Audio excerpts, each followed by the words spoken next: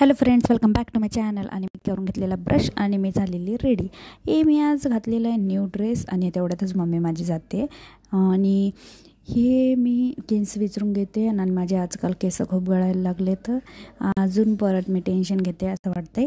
आणि हे बघा, तर मग मी लिंबू पाणी पिऊन घेतलं. मग मी ठरवलं की आज कद्दूची धपाटे करणार.